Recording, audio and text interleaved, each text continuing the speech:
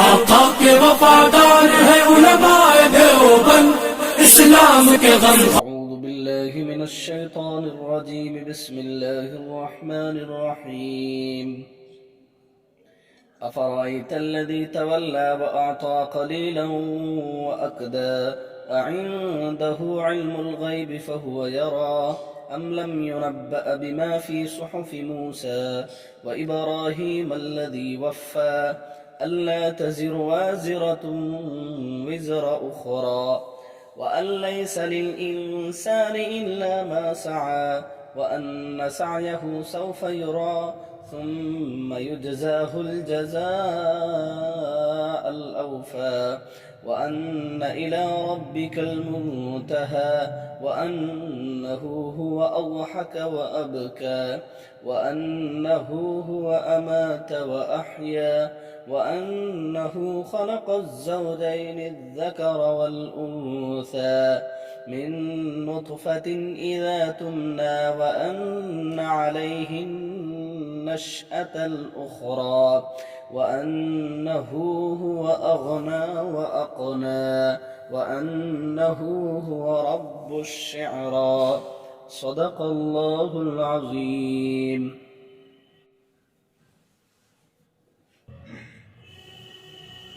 یہ سورہ نجم کا تیسرا رکوع ہے. افرأیت الذی تولی وأعطى قلیلا وأکدى.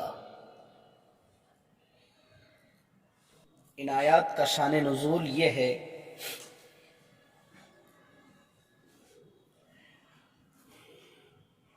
کہ ایک مشرک ایمان کی طرف مائل ہوئے ہیں.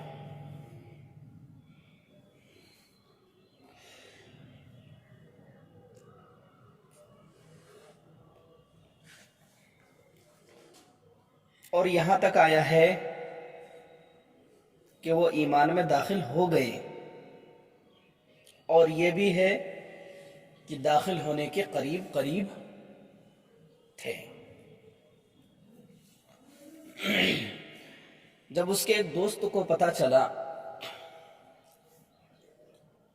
کہ میرا دوست اپنے مذہب کو چھوڑ کر مذہب اسلام کو اپنانے کے لیے بیتاب ہو چکا ہے، چنانچہ یہ دوست ان کے پاس پہنچتا ہے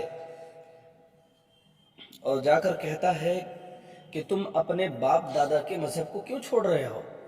جس دین پر تمہارے آباء و اجداد عمل کیے ہیں آج تم اس دین کو چھوڑ رہے ہو؟ تو وہ شخص کہتا ہے کہ مجھے اللہ کا عذاب سے ڈر ہے. چونکہ قرآن سمجھنے والے تھے، عربی تھے، کہ قیامت کے دن سے میں ڈرتا ہوں، اللہ کے عذاب سے مجھے ڈر لگتا ہے. تو اس دوسرے دوست نے کہا اگر تمہیں قیامت کے دن سے اور اللہ سے ڈر ہے تو اس میں گھبرانے والی کیا بات ہے؟ تم مجھے کچھ دے دو، اس کے بدلے میں کل قیامت کے دن تمہارا عذاب میں اپنے سر لے لوں گا. اگر تمہیں ڈر ہے تو تمہارا عذاب اپنے سر لے لوں گا، مجھے کچھ دے دو اس کے بدلے میں. چنانچہ اس نے کچھ دیا، پھر کشاکش کر کے کچھ اور دے دیا، اور باقاعدہ یہ متعین کیا گیا، گواہوں کے ساتھ یہ بات لکھ دی گئی کہ قیامت کے دن اپنے دوست کا عذاب یہ فلاں دوست اپنے سر پر لے گا.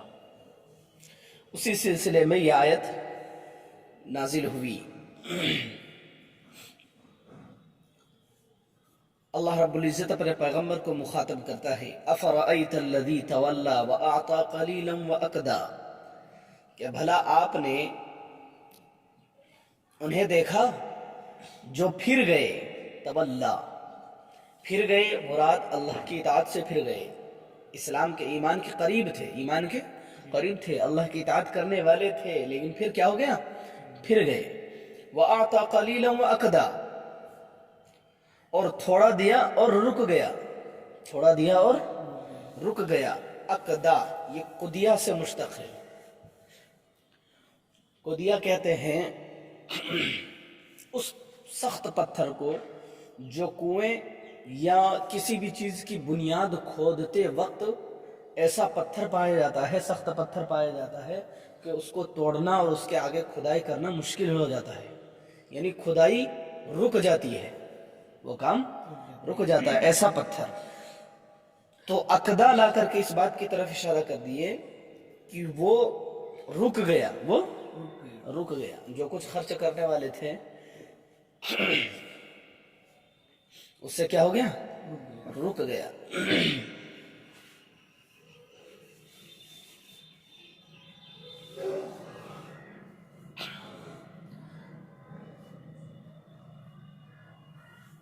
وَأَعْطَى قَلِيلًا وَأَقْدَى، اور تھوڑا دیا اور رک گیا۔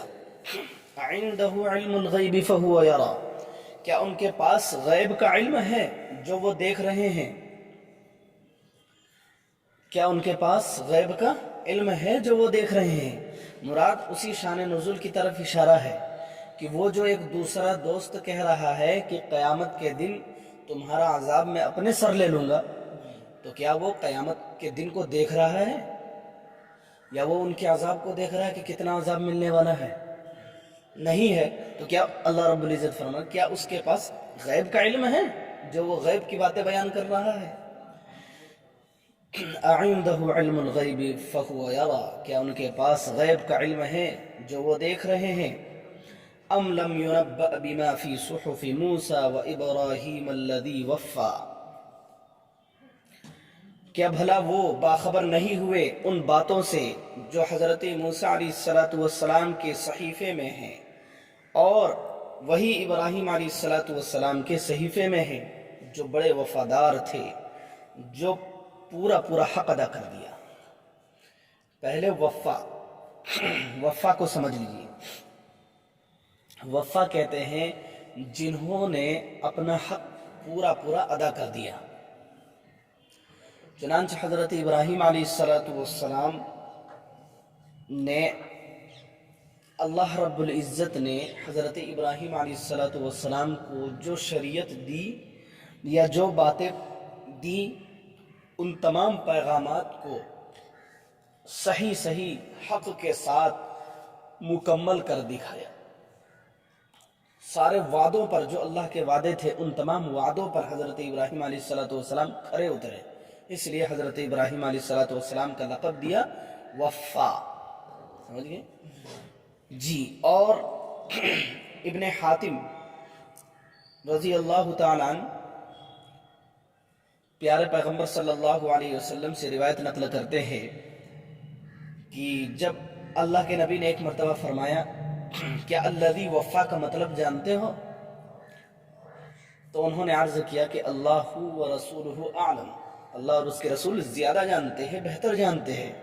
تو اللہ کے نبی نے فرمایا کہ الذی وفا کہتے ہیں، الذی وفا کا مطلب یہ ہے کہ دن کے شروع میں 4 رکعت اشراق کی نماز پڑھ لیں، دن کے شروع میں 4 رکعت اشراق کی نماز پڑھ لیں، گویا کہ اللہ ان کے لیے پورا دن صبح و شام کافی ہے۔ اور ابن حاتم ہی رضی اللہ تعالیٰ عنہ حضرت معاذ بن انس رضی اللہ تعالیٰ عنہ سے نقل کرتے ہیں کہ آپ علیہ السلام نے ایک مرتبہ فرمایا کہ الذی وفا کہتے ہیں، الذی وفا کا مطلب بتلاتے ہوئے اس آیت کو اللہ کے نبی نے تلاوت فرمائی، فسبحان الذی حین تمسون وحین تصبحون،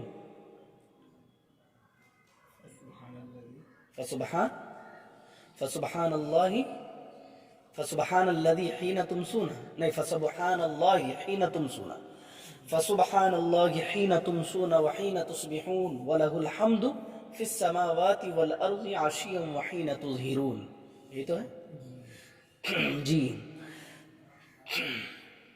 تو اس سے اس بات کی طرف اشارہ ہے کہ حضرت ابراہیم علیہ السلام کو جو الذی وفا کا لقب ملا وہ اس لیے کہ یہ صبح و شام اس آیت کو پڑھا کرتے تھے، فسبحان اللہ حین تمسون وحین تصبحون وَلَهُ الْحَمْدُ فِي السَّمَاوَاتِ وَالْأَرْضِ وَعَشِيًّا وَحِينَ تُظْهِرُونَ، سمجھ گئے؟ اس آیت کو پڑھا کرتے تھے۔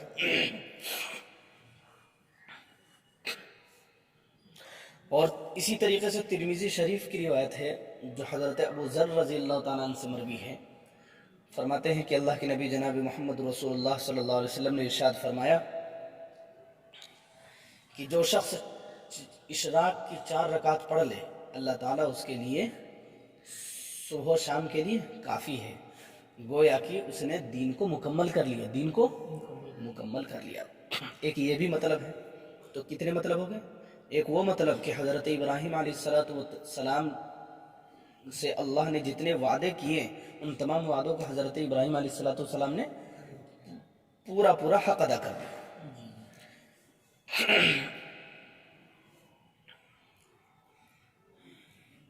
اور یہ ہے کہ اشراق کی 4 رکعت نماز پڑھ لینے سے پورے دن کا حق ادا ہو جاتا ہے، صبح و شام اللہ اس کے لیے کیا ہو جاتا ہے؟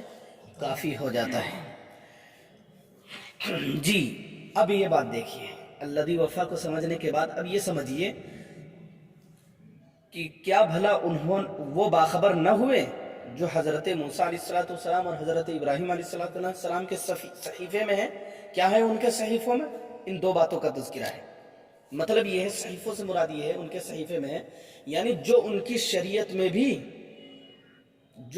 ان کی شریعت میں باتیں تھیں وہی باتیں حضور صلی اللہ علیہ وسلم کی شریعت میں بھی ہیں، یہ مطلب ہے، سمجھ گئے؟ اور وہ 2 باتیں ہیں، اللہ تزر وازرۃ وزر اخری وان لیس للانسان الا ما سعی، یہ 2 باتیں۔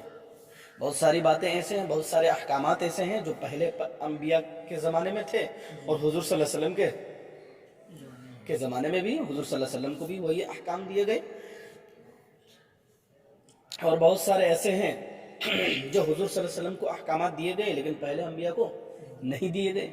لیکن یہ 2 حکم جس کے بارے میں یہ آیت نازل ہوئی اور اس واقعے پورے شان نزول جو ہے، تو یہ جو کہ پہلے سے آ رہے ہیں، چلو اگر حضور صلی اللہ علیہ وسلم کی بات کو آپ نہیں مان رہے ہیں، ان کے حکم کو نہیں مان رہے، تو حضرت موسیٰ علیہ السلام اور حضرت ابراہیم علیہ السلام کی صحیفوں کو دیکھ لیجئے، ان کے مذہب میں بھی تو یہی باتیں تھیں، اور وہ کیا؟ 2 باتیں۔ پہلی بات کہ کوئی شخص دوسرے کا گناہ، دوسرے کا بوجھ اپنے سر پہ نہیں لے سکتا، دوسرے کا عذاب اپنے سر پہ نہیں لے سکتا۔ ایک بات جو حضرت موسیٰ کے زمانے میں بھی اور حضرت ابراہیم علیہ السلام کے مذہب میں بھی یہی بات تھی کہ کوئی ایک شخص دوسرے شخص کا گناہ نہیں اٹھا سکتا، دوسرے کا بوجھ اپنے سر پہ نہیں لے سکتا، دوسرے کا عذاب اپنے سر پہ نہیں لے سکتا۔ ایک یہ ہے شریعت، ٹھیک ہے؟ اور دوسری یہ ہے کہ انسان کو وہی ملتا ہے جس کی وہ کوشش کرتا ہے، جس کا وہ جو وہ اعمال کر چکے ہیں یا جو وہ اعمال کرتے ہیں وہی انسان کو ملتا ہے، وہی انسان کو ملتا ہے۔ چنانچہ اگر کوئی گناہ کا کام کیا تو اس کو گناہ کا ان کا برا بدلہ ملے گا، اور اگر کوئی نیک کام کیے ہیں تو ان کا انجام بھی بہترین ہوگا، ان کا بدلہ بھی بہترین ہوگا۔ تو یہ شریعت، یہ دونوں باتیں، یہ دونوں شریعت حضرت ابراہیم اور حضرت موسیٰ علیہ السلام کی بھی شریعت تھی۔ اللہ تزر وازرۃ وزر اخری، کہ کوئی بوجھ اٹھانے والا دوسرے کا بوجھ نہیں اٹھائے گا، اور یہ کہ انسان کے لیے وہی ہے جس کی وہ کوشش کرتا ہے، جس کی وہ کوشش کرتا ہے۔ جی جو وہ ان کے اعمال ہیں، جو ان کے کام ہے، جو ان کے اعمال ہے، اسی کے مثل اسے انجام ملے گا اور اس کا جزا دیا جائے گا۔ چنانچہ آگے فرماتے ہیں وَأَنَّ سَعْيَهُ سَوْفَ يُرَى، اور بے شک ان کی کوشش ان قریب دیکھی جائے گی۔ کیا مطلب؟ یہ نہیں کہ اعمال کر کے چھوڑ دیے، بلکہ اعمال دیکھے جائیں گے۔ اگر اعمال بد ہے تو ان کا انجام بھی بد ہے، اور اگر اعمال حسن ہے، عمدہ اعمال ہے، تو ان اعمال کو بھی دیکھا جائے گا۔ اعمال خیر ہے تو ان اعمال خیر کو بھی پرکھا جائے گا، آیا یہ دکھانے کے لیے کیا تھا یا صحیح نیت سے کیا ہے، اخلاص ہے یا نہیں ہے۔ انما الاعمال بالنیات، تو پھر عمل کے اعتبار سے، نیت کے اعتبار سے اس کے اعمال کے فیصلے کیے جائیں گے۔ وہی مراد ہے اس آیت سے، بے شک ان کی کوشش عنقریب دیکھی جائے گی، پرکھی جائے گی، پھر انہیں جزا دیا جائے گا. ثم یجزاہ الجزاء الاوفا، پھر ان کو پورا پورا بدلہ دیا جائے گا، پورا پورا بدلہ دیا جائے گا. جی جیسی نیت ویسے ہی بدلے دیے جائیں گے. وَأَنَّ إِلَىٰ رَبِّكَ الْمُنْتَهَىٰ، اور بے شک آپ کے رب کے پاس پہنچنا ہے. ایک تو مطلب یہ ہے کہ ہر انسان اپنے رب ہی کے پاس ہر انسان کو پہنچنا ہے، ایک یہ مطلب ہے. آخرت میں ہر ایک کو اللہ ہی کی جانب لوٹنا ہے. مرنے کے بعد انا للہ و انا الیہ راجعون پڑھنے کا کیا مطلب؟ انا للہ، بے شک ہم اللہ ہی کے لیے ہیں، و انا الیہ راجعون، اور بے شک ہم انہی کی جانب لوٹنے والے ہیں، لوٹائے جائیں گے. تو ایک تو یہ مطلب ہے کہ ہر انسان کو اپنے رب کی جانب پہنچنا ہے، اور ایک مطلب یہ ہے کہ مراد اللہ تعالیٰ کی ذات و صفات ہے. اللہ کی ذات و صفات ہے کہ جب اللہ کی ذات و صفات تک آپ پہنچ جائے تو اب زیادہ غور و فکر کرنے کی کوشش نہ کریں، بلکہ ہر انسان کی عقل وہاں معاف ہو جاتی ہے اور کام کرنا بند کر دیتی ہے. اس لیے کہ اللہ کی ذات و صفات میں اگر آپ غور و خوض کریں گے تو بھٹک جائیں گے، نہیں، اللہ کی ذات و صفات تک آپ پہنچ گئے، بس غور و فکر کرنا بند کر دیں. ہاں، اللہ نے جو اشیاء بنائے ہیں، آسمان و زمین اور ان کے درمیان میں جتنی چیزیں، جتنے مخلوقات کو اللہ رب العزت نے پیدا کیے، ان تمام مخلوقات پر آپ غور و فکر کر سکتے ہیں، لیکن اللہ کی ذات و صفات پر نہیں. وَأَنَّهُ هُوَ أَضْحَكَ وَأَبْكَى، بے شک وہی اللہ ہے جو ہنساتا بھی ہے اور رلاتا بھی ہے.